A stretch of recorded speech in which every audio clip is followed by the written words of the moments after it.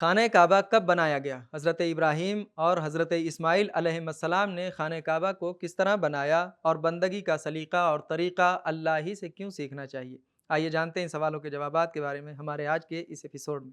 بسم اللہ الرحمن الرحیم۔ محترم ناظرین، سلام علیکم۔ سبیل قرآن کے اس تفسیری پروگرام میں ایک بار پھر آپ کا خیر مقدم کرتے ہیں۔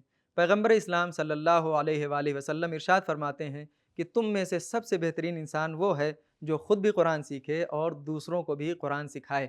آج آپ کے سامنے سورہ بقرہ کی آیت نمبر 127 اور 128 کی تفسیر لے کر حاضر ہوئے ہیں۔ تو آئیے سب سے پہلے اس سورہ کی آیت نمبر 127 کی تلاوت اور اس کے ترجمے کو سنتے ہیں۔ كتاب أنزلناه إليك مبارك ليدبروا آياته وليتذكر أولو الألباب بسم الله الرحمن الرحيم وَإِذْ يَرْفَعُ إِبْرَاهِيمُ الْقَوَاعِدَ مِنَ الْبَيْتِ وَإِسْمَاعِيلُ رَبَّنَا تَقَبَّلْ مِنَّا إِنَّكَ أَنْتَ السَّمِيعُ الْعَلِيمُ۔ اور یاد کرو جب ابراہیم و اسماعیل خانہ کعبہ کی بنیادوں کو بلند کر رہے تھے اور کہہ رہے تھے اے ہمارے پروردگار تو ہم سے یہ عمل قبول فرما، یقیناً تو سننے والا اور جاننے والا ہے۔ تلاوت اور ترجمے کو سن لینے کے بعد اب آئیے آیت نمبر 127 میں موجودہ نکات کو بھی سن لیتے ہیں۔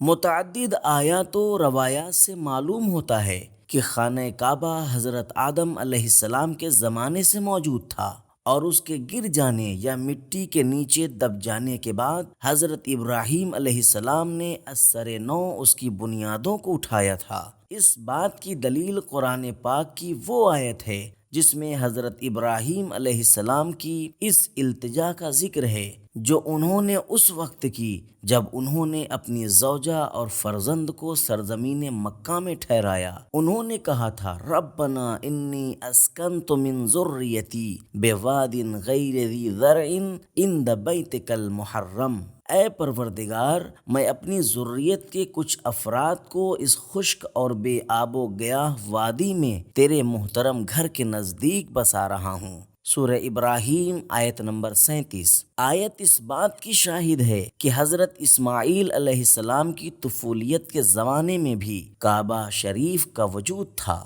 نیز آل عمران کی آیت 96 میں بھی کعبے کو لوگوں کے لیے پہلے گھر کے نام سے یاد کیا گیا ہے۔ زیر نظر آیت میں بھی ابراہیم علیہ السلام کے ہاتھوں خانہ کعبہ کی دیواروں کو بلند کرنے کا ذکر ہے۔ اس تعبیر سے معلوم ہوتا ہے کہ خانہ کعبہ کا وجود پہلے سے تھا اور ابراہیم و اسماعیل علیہ السلام نے اس کی دیواروں کو بلند کیا۔ اس کے علاوہ حضرت علی علیہ السلام نہج البلاغہ کے خطبہ قاصعہ میں ارشاد فرماتے ہیں خداوند عالم حضرت آدم علیہ السلام کے زمانے سے لے کر اب تک لوگوں کو اسی کعبے اور اس کے پتھروں کے ذریعے آزماتا رہا ہے۔ نہج البلاغہ سبعی صالح خطبہ نمبر 192۔ جناب ابراہیم اور جناب اسماعیل کام کرنے میں ایک جیسے نہ تھے۔ حدیث میں پڑھتے ہیں کہ جناب ابراہیم علیہ السلام معمار کا کام کر رہے تھے اور جناب اسماعیل علیہ السلام پتھر اٹھا کر اپنے والد کے ہاتھوں میں دے رہے تھے۔ شاید یہی وجہ ہے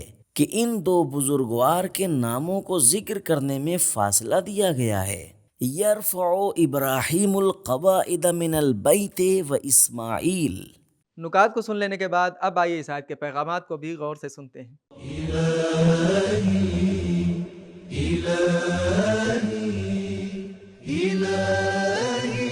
نمبر 1، نیک کام کی شروعات کرنے والوں کو بھلایا نہ جائے۔ وَإِذْ يَرْفَعُ، اِذ کا مطلب ہے گزشتہ کو یاد رکھو۔ نمبر 2، الہی اہداف میں معماری کا کام اور مزدوری کرنا بھی عبادت ہے، لہذا اللہ تعالیٰ سے اس کی قبولیت کی دعا کرتے ہیں۔ نمبر 3، کام اہمیت نہیں رکھتا بلکہ اس کا قبول ہونا اہمیت کا حامل ہے، حتیٰ اگر کعبے کی تعمیر کر لیں لیکن اگر قبولیت کے درجے تک نہ پہنچے تو کوئی وقعت نہیں رکھتا۔ نمبر 4، اپنے کاموں کو خدا کی عظمت کے سامنے قابل ذکر نہ سمجھیں۔ حضرت ابراہیم علیہ السلام نے اپنے کام اور معماری کا ذکر نہیں کیا، بلکہ کہا ربنا تقبل منا۔ نمبر 5، روایات میں ہے کہ آداب دعا اور اس کی قبولیت کی شرطوں میں اللہ تعالیٰ کی حمد و ثنا شامل ہے۔ جناب ابراہیم علیہ السلام نے اپنی دعا کا آغاز حمد خداوند سے کیا، انک انت السمیع العلیم۔ اب آئیے سورہ بقرہ کی آیت نمبر 128 کی تلاوت اور اس کے ترجمے کو سنتے ہیں۔ ربنا وجعلنا مسلمين لك ومن ذريتنا أمة مسلمة لك وأرنا مناسكنا وتب علينا إنك أنت التواب الرحيم۔ ابراہیم و اسماعیل نے کہا پروردگار ہمیں اپنے حکم کا تسلیم کرنے والا بنا دے، ہماری اولاد میں بھی ایسی نسل قرار دے جو تیرے حکم کے سامنے تسلیم ہو، اپنی عبادت کا طریقہ و سلیقہ ہمیں سکھا دے اور ہماری توبہ کو قبول فرما، بے شک تو توبہ قبول کرنے والا اور مہربان ہے۔ تلاوت اور ترجمے کو سن لینے کے بعد اب آئیے اس آیت کے نقطے کو بھی غور سے سن لیتے ہیں۔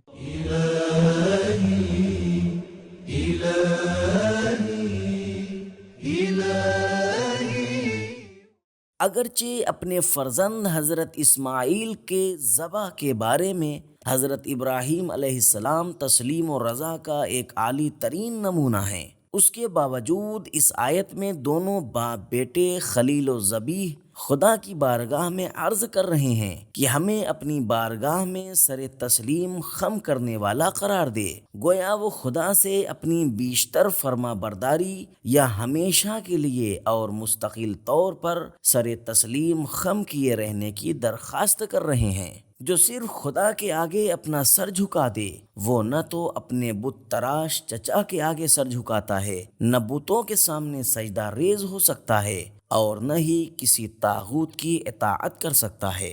نقطے کو سن لینے کے بعد اب آئیے اس آیت کے پیغامات کو بھی غور سے سنتے ہیں۔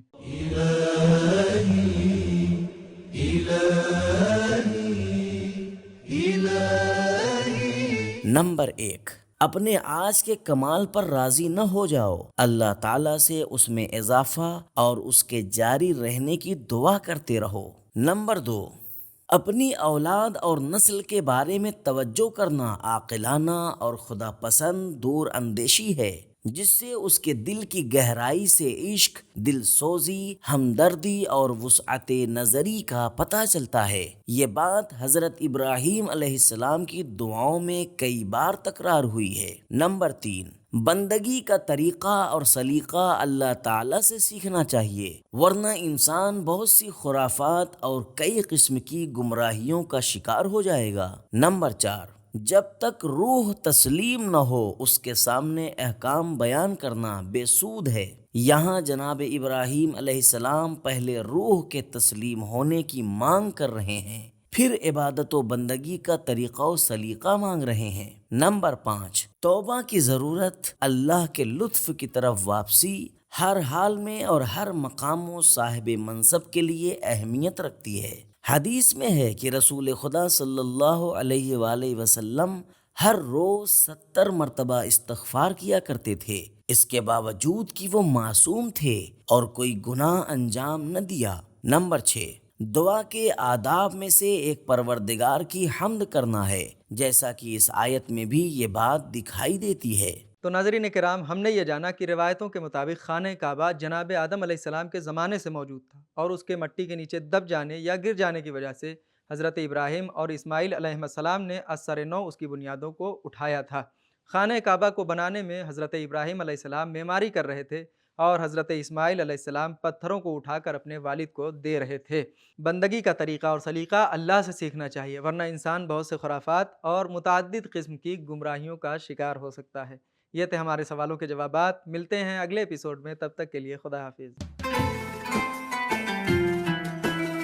سبیل قرآن، قرآنی سماج کی پہچان۔